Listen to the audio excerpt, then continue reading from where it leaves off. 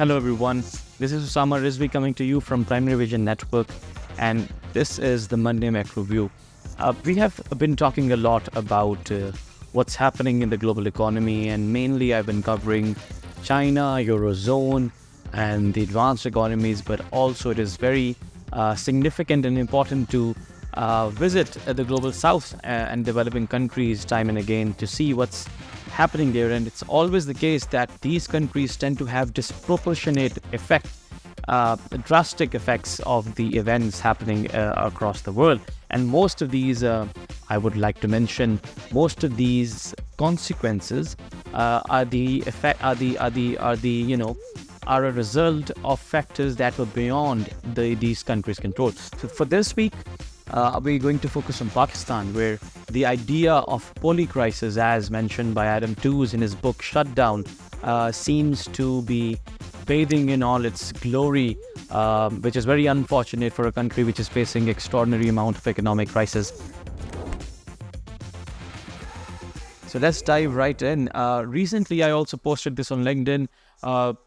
We all, the citizens of Pakistan, we got a metaphorical shock after receiving our electricity bills, where they ranged anywhere between the increase between the bills, month-on-month increase was anywhere between 50% to 100%. I received, unfortunately, 100% increase on my electricity bills, and it has been crazy actually when we start to look into the factors. Why is this happening?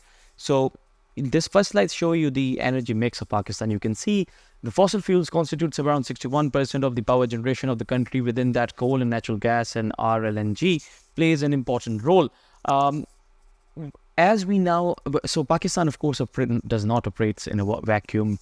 It interacts with the global economy in the form of imports and exports. So Pakistan has an import-led growth model, along with many other countries like Egypt, like Ghana. Like there were tens of countries recently that have faced similar conditions like Pakistan. So when I'm talking about Pakistan, it isn't about one country. It's a manifestation that is, it manifests things across the developing world or the global south. So of this coal and gas and LNG, around 25 to 30% of the gas is imported.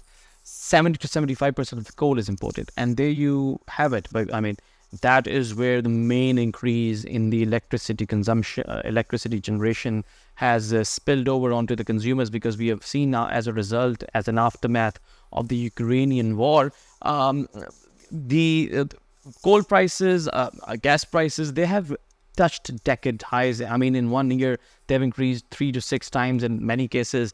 And the global south, the citizens of Pakistan as well, have suffered a lot from it, the recent increase. Secondly, so this was the international dimension of this crisis, but there are also a lot of domestic factors which is in our control. So this chart shows you the power generation capacity.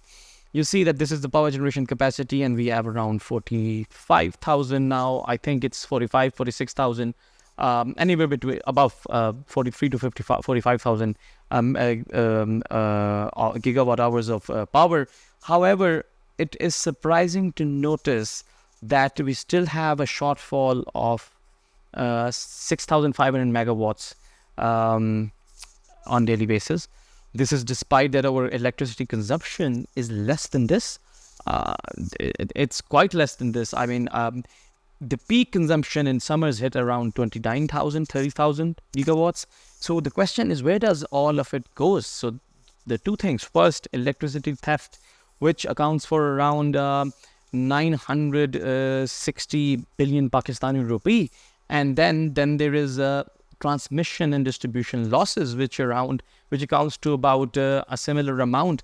If the distribution losses can be saved, in the last fiscal year, they amounted to around 22,000 gigawatt hours GWH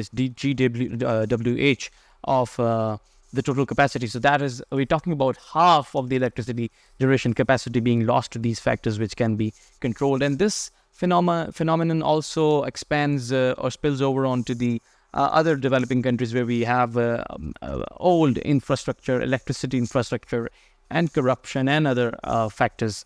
So another factor, a domestic factor, is the circular debt.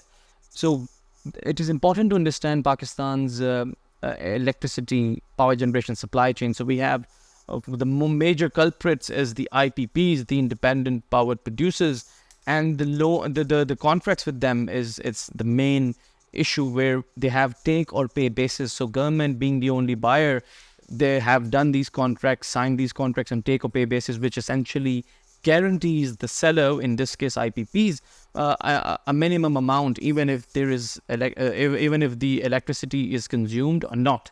So in Pakistan, due to the cost of living crisis that we are facing, actual electricity consumption has gone down. Still, the capacity payments, the capacity charges to the IPPs have gone up. Also, these are dollar indexed, and there is no ceiling to that. And we all know what happened to the dollar and what is happening to the dollar recently across the world.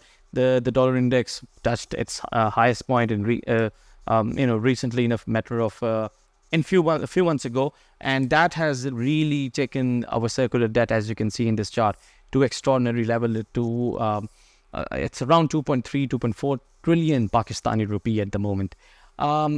Now, when I mention, of course, about Pakistan, I also preface that this is about the global south.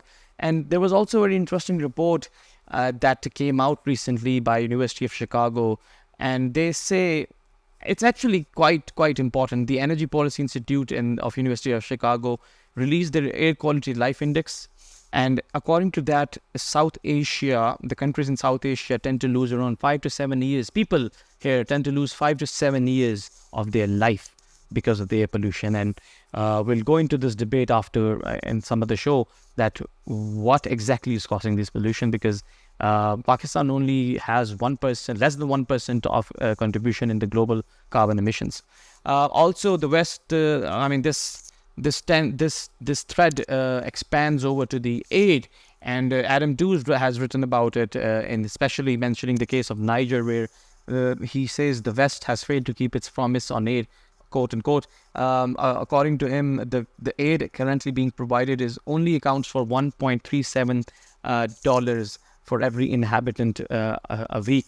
And this essentially, even though the aid is being quoted in billions of dollars, it isn't enough to meet the needs of Niger and on a bigger level of the African continent. There was recently a conference, and developing countries have called for around $100 billion of loss and damage target. The Guardian reported that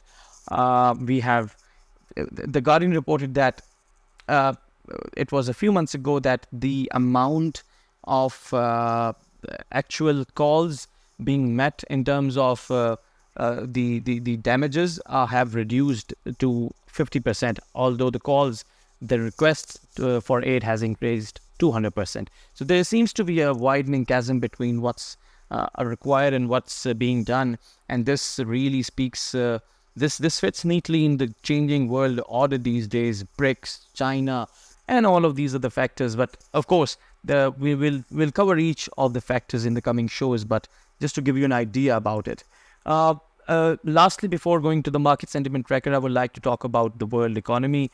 Many people have started to believe that the world economy is now heading towards, we are safe. It's the soft landing is in the next logical step. However, there are still elevated debt levels. There are tight financial conditions are tightening. In fact, in the U.S., credit, the quality of credit has deteriorated. Growth prospects are weaker. You can see that. Once again, talking about the developing countries, sovereign debt defaults by developing countries have surged. So in the last 4 years alone, there have been 15 such defaults, compared with 19 in the previous 2 decades. That speaks about the financial crisis these countries are facing. Core inflation in many places is still quite sticky. It remains stable, to use a euphemized version of it. And a Chinese factory output also was down for the 5th straight month. So I'm not really convinced of the whole soft landing situation scenario, but we'll see as time will tell. Finally, the market sentiment tracker. It seems to be a lot of positive things on the bullish side, recovery side. Service sectors has grown. Commercial inventories of oil in the US are down. signaling strong domestic growth. Downturn in the Eurozone manufacturing has eased a little bit. Inflation is cooling down, stabilizing. But on the negative side or the bearish side, the recessionary side, things are also piling up. Consumer spending is going away. Consumer credit quality is down. Delinquencies have increased. US unemployment has increased. China factory output, we've just talked about it. UK seems to be on the brink of a recession. So, I still believe, I think if there are two stories going on, it depends upon which side of the story you believe in. I think the fundamentals, the global economic fundamentals points towards a slowdown, whereas some of the factors and some of the sentiments tend to look the opposite side. It's also important, as Mark mentions this as well, that how do we frame the whole improvement recovery thing? Because if you compare things with the baseline, it depends what your baseline is. If your baseline is the recent record lows after COVID or during COVID, or when the global economy, when the inflation was at its peak, then of course we might see some improvement. But if it isn't that, and if we look at the global averages, in most of the cases, the chances are you'll find that things are pretty bad still. So that's the topic for next week. See you all next week. Thank you so much for watching.